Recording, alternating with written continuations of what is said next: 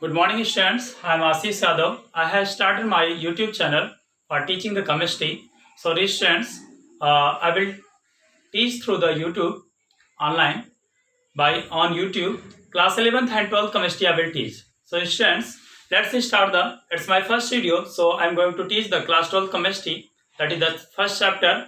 Name is solid state. So, students, before studying this chapter, we should to know the how many states of the matter. Let's start. There are the three states of the matter. One is the states of matter. There are the three states of matter. One is the solid state, instant solid state, and second is the liquid state, and third is the gaseous state. तीसरी क्या है आपकी gases states होती हैं. Simply इसको क्या बोलते हैं? गैसेस क्या है? Gases. There are the three states. One is the solid, liquid and gases. In ninth standard, we studied the chapter states of matter in the introductory part, and in detail we studied the states of matter, chapter number 5 of class 11th. That is the more detail here in class 11th. We studied about the gases. Gases क्या होती हैं? Gases properties we studied, and the gases law, Boyle's law, Charles law, Avogadro law, and these laws we studied in the class 11th standard. Now, students, after this and in class 11th, some of the topics of the liquid state. Already we have studied the liquid state also in the class 11. That is the viscosity and surface tension. दो topic के बारे में हमने पढ़ा और there are many other properties we studied about the liquid state. Now, students, here in class 12th we will study about the solid states of the matter. Solid state के बारे में पढ़ेंगे. From morning to evening, what we are using, everything about the 90% हम क्या करते हैं? Solid के use करते हैं. इसलिए इस चैप्टर को क्या है सेपरेट रखने की जरूरत पड़ी. ठीक है, तो इसको हम अलग से पढ़ेंगे. Basically this is about states of the matter. ठीक है, अभी क्या है, अगर हम क्या पढ़ेंगे सॉलिड स्टेट्स के बारे में इस चैप्टर में पढ़ेंगे क्लास 12th में. तो यहाँ पर क्या है सॉलिड स्टेट. जो सॉलिड स्टेट है, सॉलिड स्टेट की जो आपकी प्रॉपर्टीज हैं, it is not only depend on the nature of the constant particles. क्या है, कंस्टेंट पार्टिकल्स के ऊपर ही नहीं डिपेंड होती हैं, बल्कि they are also depend on the, ये प्रॉपर्टी जो होती है सॉलिड स्टेट की क्या है, इनके अरेंजमेंट के ऊपर भी डिपेंड करती है. And how the intermolecular force of attraction are attaching themselves और simply tightly bounded in the packed structure. कैसे इनके कांस्टेंट पार्टिकल आपके इंटरमॉलिक्यूलर फोर्स ऑफ अट्रैक्शन के थ्रू क्या है टाइटली पैक्ड स्ट्रक्चर में कैसे बंधे होते हैं, इसके ऊपर भी है, इसकी प्रॉपर्टी सॉलिड की डिपेंड होती हैं. तो पहले first part we will study the I am here teaching for targeting only the board students. So, according to board syllabus, that is CBSE board syllabus, we will study the solid state. So, first topic is there in NCERT, that is the fluids. Fluids होते क्या है? Fluids क्या है? Fluids basically are the gases plus liquids. Gases and liquids collectively known as the fluids. Gases plus liquid दोनों को क्या fluids बोलते हैं? Because of their ability to flow. Because of their ability to flow. इन दोनों की property होती है flow होने की, इसलिए इनको क्या बोलते हैं? फ्लूइड्स. फ्लूइड्स वही है जिसकी क्या है प्रॉपर्टी हो फ्लो. तो गैसेस भी one places to another places पहुंच जाती हैं. Liquids have the tendency to flow. तो both of them have the tendency to flow. That's why they are known as the fluids. Now this is completed. Now we will study the characteristics of the solids. Students, we will study about the characteristics of the solids.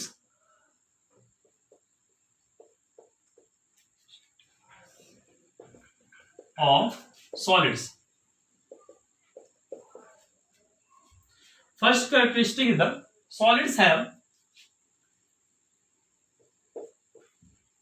have definite shape and size. Solid की जो shape and size क्या होती है, दोनों क्या होती है? Definite होती है. दोनों की शेप एंड साइज क्या होगी? डेफिनेट होती है. मतलब क्या होगा? फिक्स होगी.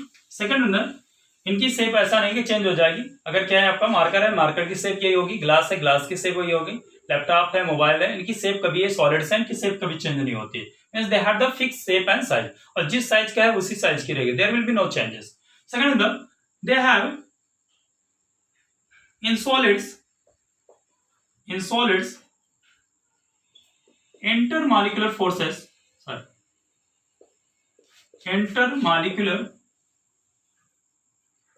of attraction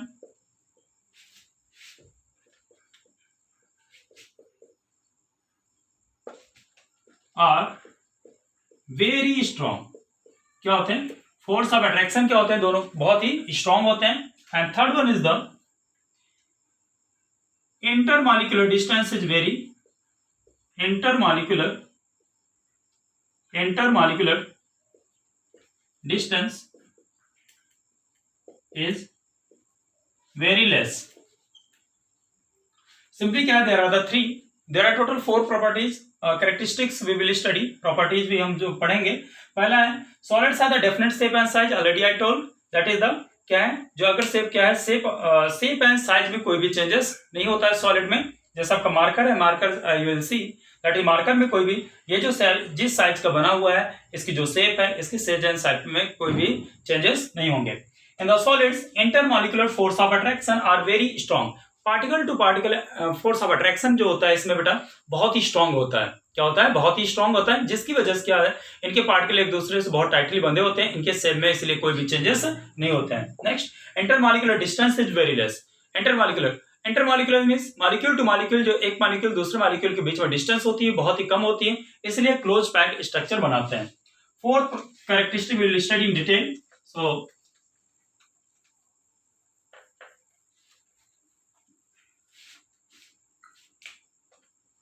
fourth characteristic is the solids have in solids constant particles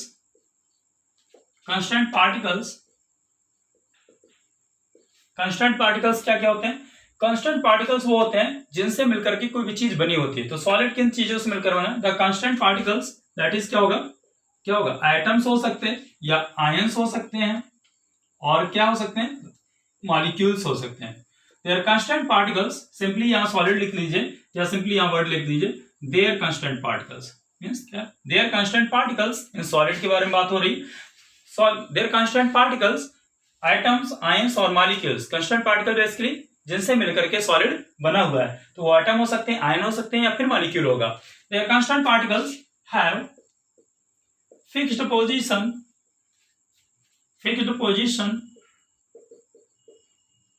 and can oscillate about their mean position.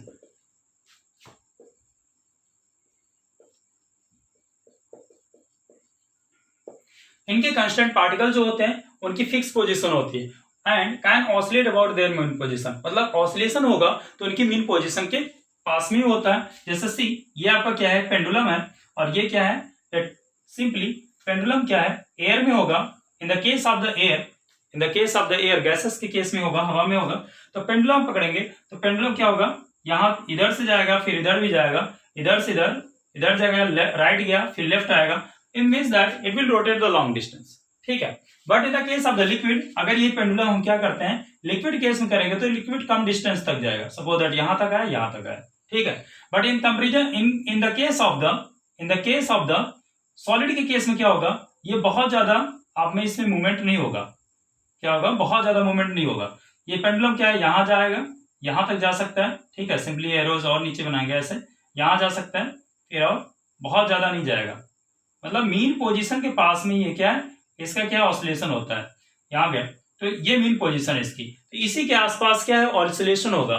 बहुत ज्यादा इसमें ऑसिलेशन नहीं होगा. और तो जब भी होगा इनके कांस्टेंट, क्यों ऐसा होता है? क्योंकि इनके पार्टिकल क्या होते हैं? फिक्स होते हैं. इनमें बहुत ज्यादा मूवमेंट नहीं होगा. तो their constant particles, atoms, ions, molecule, इनकी पोजीशन क्या होती है? फिक्स होती है. And can oscillate about their mean position, अपने मीन पोजीशन के क्या पास ही क्या है इनका ऑसिलेशन होता है. तो इनके बीच में बहुत ही कम गैप होने की वजह से ऑसिलेशन बहुत ज्यादा नहीं होता है. जबकि गैसेस केस में क्या है? मॉलिक्यूल बहुत डिस्टेंस बहुत ज्यादा होती है. Large difference between the intermolecular distance सबसे ज्यादा होती है गैसेस में. इसलिए क्या है, जो आपका क्या है, कोई भी पेंडुलम होगा तो उसमें क्या है? बहुत ज्यादा ऑसिलेशन होगा. एक प्लेस से दूसरी प्लेस ज्यादा ऑसिलेशन होगा. लिक्विड केस में इंटरमॉलिक्यूलर डिस्टेंस कम होती है इन कंपैरिजन टू गैसेस, तो उसमें कम होती है, बट सॉलिड में क्या होता है एकदम ही डिस्टेंस नहीं होती, negligible you can say that, इसलिए क्या ऑसिलेशन बहुत ही कम होता है। तो आप कह सकते हैं यहाँ पर ऑसिलेशन मीन पोजीशन करीब होगा। जब भी ऑसिलेशन होगा तो पार्टिकल पार्टिकल के एक दूसरे से क्या है कोलाइड करते हैं, टकराते हैं, जिसकी वजह से क्या होता है यही ऑसिलेशन किस में कन्वर्ट हो जाता है, वाइब्रेशन कन्वर्ट हो जाता है। So students these are the 4 characteristics of the solids we study here.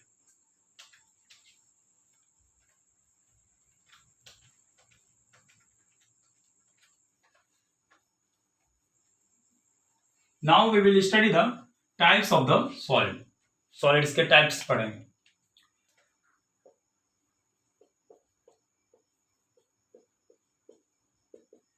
Solids are basically classified into the 2 types: crystalline solids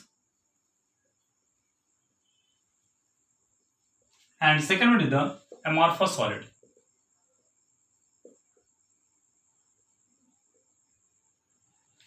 दो तरीके में क्लासिफाइड किया गया। First in the crystalline solid. Crystalline solid वो होते हैं the solid in which the constant particles, in the case of the crystalline solid, the crystalline solids in which constant particles, atoms, ions or molecules are orderly arranged in a 3-dimensional pattern. 3-dimensional pattern में orderly arrangement कह सकते होता है या कह सकते हैं regular arrangement होता है। एटम्स, आयंस, मॉलिक्यूल्स का एक क्या होता है अरेंजमेंट क्या होता है रेगुलर पैटर्न में होता है। तो आप 3-dimensional पैटर्न में तो उनको क्रिस्टलाइन बोलते हैं। फॉर एग्जांपल आपका बेंजीन क्या हो जाता है, बेंजीन हो गया, नेफ्थलीन हो गया, लीन हो गया, KNO3 हो गया, NaCl हो गया, मेटल्स हो गई, एटसेट्रा। ये क्या है आपके क्रिस्टलाइन सॉलिड्स के एग्जांपल है। जैसे आपका बेंजीन की स्ट्रक्चर है, ये बेंजीन के स्ट्रक्चर है, ठीक है। सिंपली इसको और सही से बना देते हैं।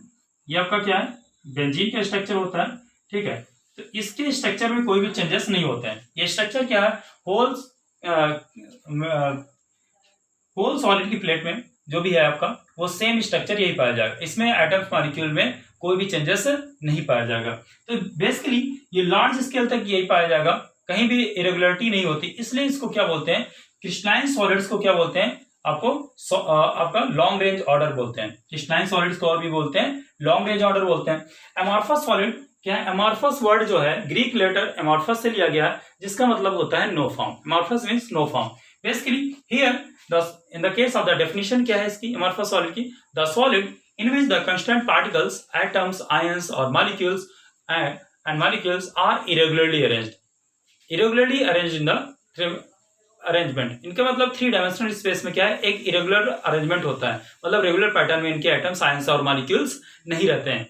So students in the case here the solid ये भी है, लेकिन इसके टाइप्स में क्या क्या आएगा, रबर आएगा, प्लास्टिक्स आएंगे, क्या आएंगे प्लास्टिक्स आएंगे, एंड रबड़ हो गया, प्लास्टिक हो गया, हेयर बैंड हो गया,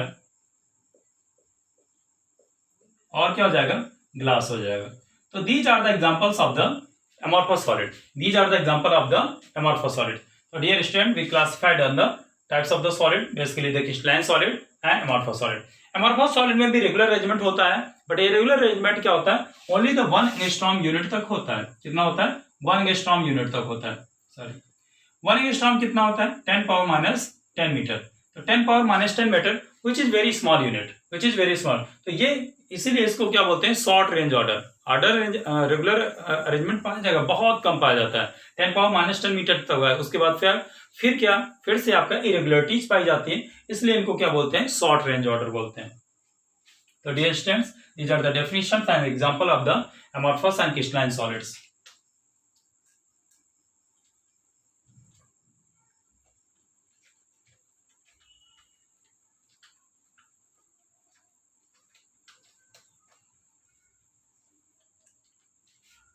Now students, we will study about the difference between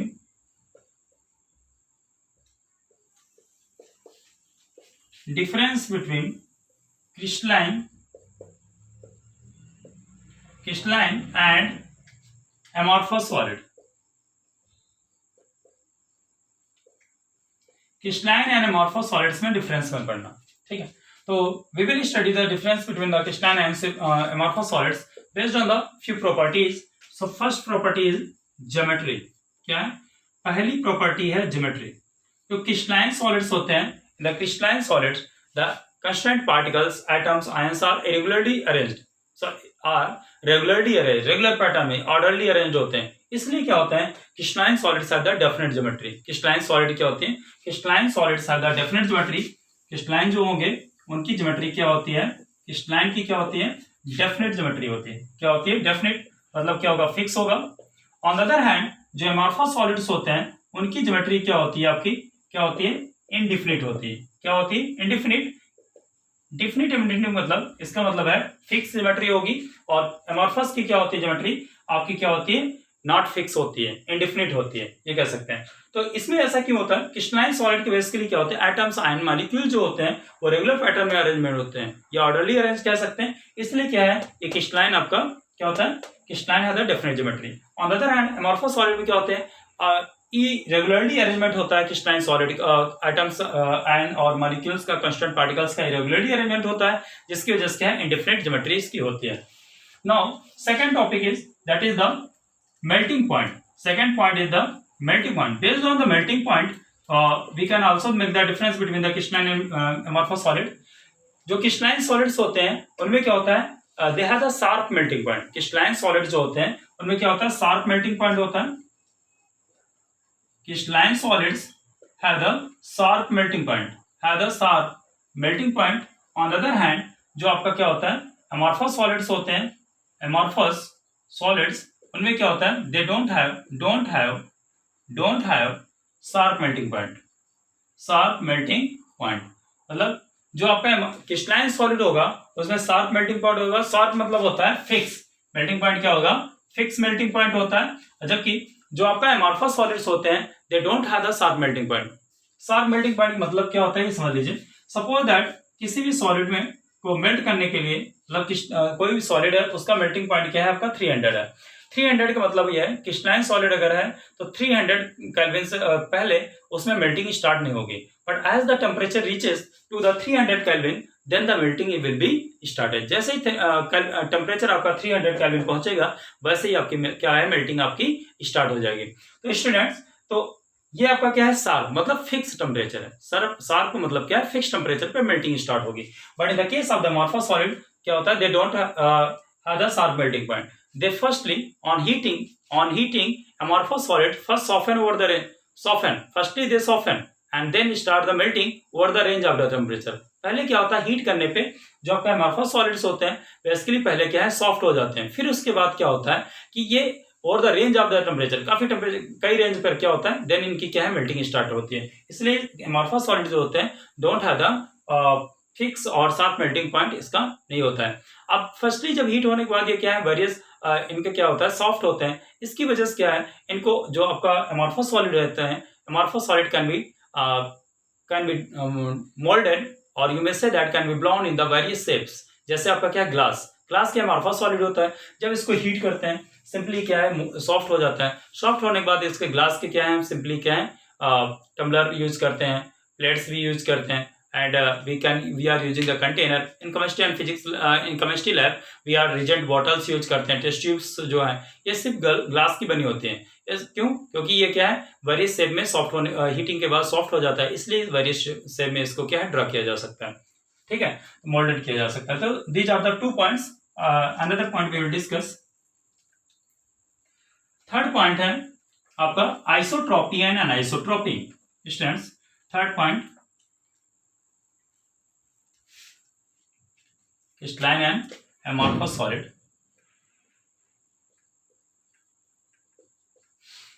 third point है isotropy and isotropy. Isotropy and anisotropy क्या होता है, there are the some physical properties, जैसे रिफ्रैक्टिव इंडेक्स हो गया, थर्मल कंडक्टिविटी हो गई, इलेक्ट्रिकल कंडक्टिविटी हो गई। These are the some physical properties when measured in a crystal. जब इनकी वैल्यू क्या है, एक सॉलिड में क्या है, मेजर की गई, अगर इनकी वैल्यू क्या है, अगर डायरेक्शन चेंज करने के बाद, यह आपका क्या है, regular arrangement of the atoms है। ठीक है, एक सॉलिड है जिसके एटम्स हैं, कांस्टेंट पार्टिकल्स हैं, क्या एक सॉलिड लिया गया है, ये उनके क्या है कांस्टेंट पार्टिकल्स हैं। अब इनका क्या हो रहा है, इनके अगर क्या है ये फिजिकल प्रॉपर्टी जैसे रिफ्रैक्टिव इंडेक्स हो गया, रिफ्रैक्टिव इंडेक्स हो गया, थर्मल कंडक्टिविटी हो गई, इलेक्ट्रिकल कंडक्टिविटी हो गई, अगर इनकी क्या है डायरेक्शन चेंज करने के बाद, this is the A direction, direction change करने के बाद इनकी वैल्यू क्या है, क्या आती है, इनकी वैल्यू सिंपली क्या है, ये एक डायरेक्शन ले लिया, ए डायरेक्शन ले लिया और दूसरा डायरेक्शन ले लिया बी, बी डैश डायरेक्शन ले लिया, ए डायरेक्शन लिया, दूसरा डायरेक्शन लिया बी डैश, कोई और भी डायरेक्शन मेनी डायरेक्शन सेलेक्ट ना सॉलिड। तो सिंपली अगर क्या है डायरेक्शन चेंज करने के बाद हम यहाँ पर रिफ्रैक्टिव इंडेक्स की वैल्यू लिख रहे हैं, सपोज दैट हमने रिफ्रैक्टिव इंडेक्स मेजर किया सॉलिड का और ए डायरेक्शन में इसकी वैल्यू कितनी आई, 1.50 आई, and again we changes the direction in the same solid, we got the value 1.49। Suppose that direction change करने के बाद अगर क्या है फिजिकल प्रॉपर्टी जैसे थर्मल कंडक्टिविटी हो गई, इलेक्ट्रिकल कंडक्टिविटी हो गई एंड द रिफ्रैक्टिव इंडेक्स हो गया, इनकी वैल्यूज में क्या है अगर चेंजेस आता है तो सॉलिड क्या होगा, वो सॉलिड जो होगा अनआइसोट्रॉपिक होगा। आयन मतलब होता है डिफरेंट, आइसो मीन्स क्या होगा सेम, एंड आयन मीन्स क्या होगा डिफरेंट। तो डायरेक्शन चेंज करने के बाद, डायरेक्शन चेंज करने के बाद फिजिकल प्रॉपर्टीज की वैल्यू क्या हो, चेंज हो जाए तो सॉलिड क्या होगा अनआइसोट्रॉपिक होगा, और क्रिस्टलाइन सॉलिड क्या होते हैं अनआइसोट्रॉपिक नेचर में होते हैं। But if we are going to change the direction, A direction में रिफ्रैक्टिव इंडेक्स की वैल्यू 1.50 मिली, suppose that we are considering the another solid, and B direction में, B and B dash direction में क्या है इसकी वैल्यू क्या मिलती है, अगेन 1.50 मिलती है। मतलब क्या है डायरेक्शन चेंज करने के बाद क्या हो रिफ्रैक्टिव इंडेक्स की वैल्यू क्या हो सेम आ जाए, डायरेक्शन चेंज करने के बाद सेम सॉलिड में क्या है डायरेक्शन, एक डायरेक्शन ये ले लिया ए डायरेक्शन, दूसरा डायरेक्शन ले लिया बी डैश बी डायरेक्शन, तो ये डायरेक्शन में चेंज करने के बाद अगर क्या है फिजिकल प्रॉपर्टीज की वैल्यू क्या है सेम आए तो वो सॉलिड जो होगा आपका क्या होगा आइसोट्रॉपिक होगा, और अमॉर्फस सॉलिड जो होते हैं वो ये प्रॉपर्टी शो करते हैं isotropic. So dear student this is all about the isotropy and anisotropy. Means क्या है अमॉर्फस सॉलिड जो होते हैं वो आपके क्या होंगे आइसोट्रॉपिक नेचर में होंगे, एंड क्रिस्टलाइन सॉलिड जो होते हैं वो क्या होंगे अनआइसोट्रॉपिक होंगे।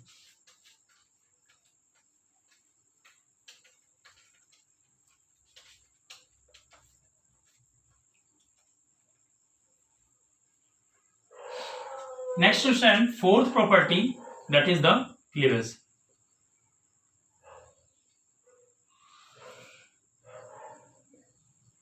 क्लीवेज मीन्स होता है सिंपली ब्रेकडाउन होना, क्लीवेज मीन्स क्या होता है ब्रेकडाउन होना या स्प्लिट होना, ठीक है क्लीवेज। तो सिंपली क्लीवेज प्रॉपर्टी में क्या है, when a crystalline solid is cut with a, definition समझ लीजिए बेटा, when crystalline solid is cut with a sharp edge tool like knife, this the after splitting the two surfaces will be generated and the newly surfaces will be smooth and regular।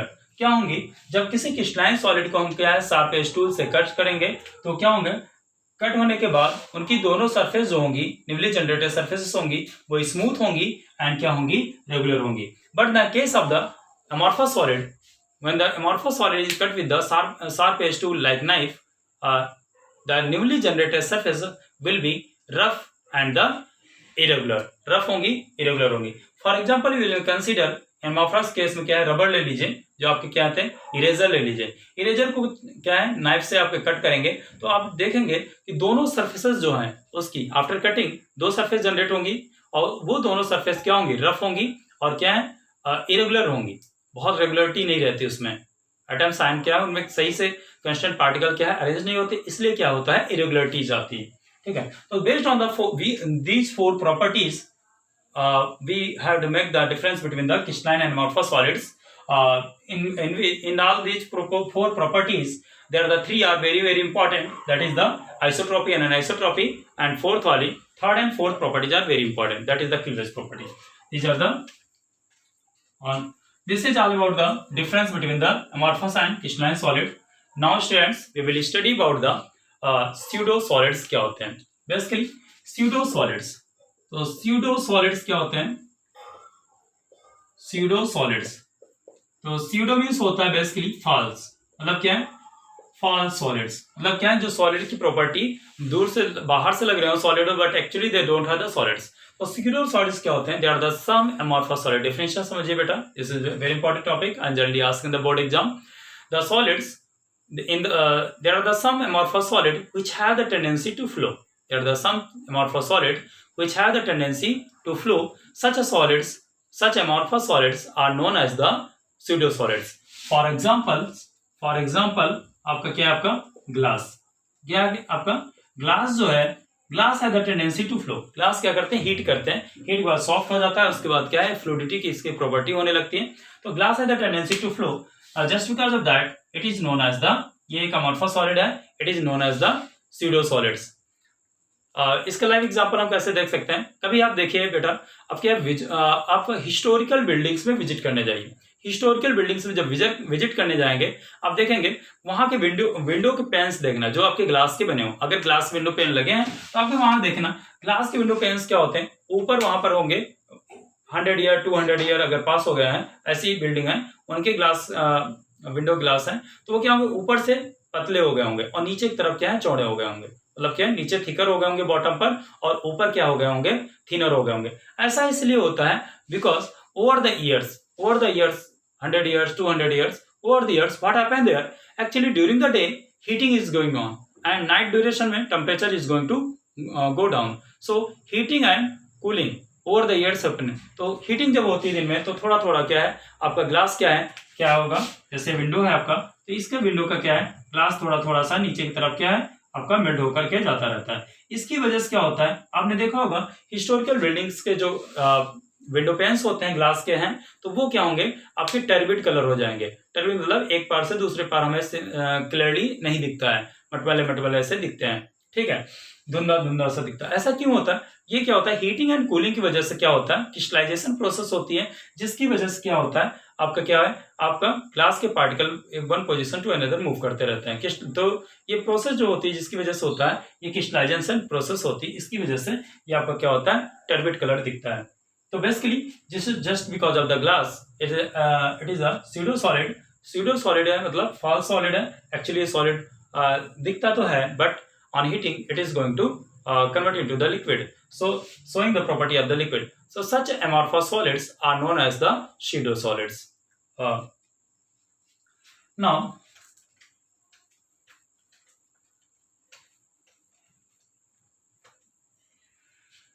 students, in this clip, in this today's first part, what we studied about the solid states and solid state characteristic pada, fluids pada. Then after we studied about the types of the solid, and then after we studied about the difference between the solids, crystalline and amorphous solids, and after that we studied about the pseudo solids. Now thank you class for first part. Thank you. Now students, please subscribe, share and press the bell icon so that you will get the update of the next videos. Thank you class. Have a good day.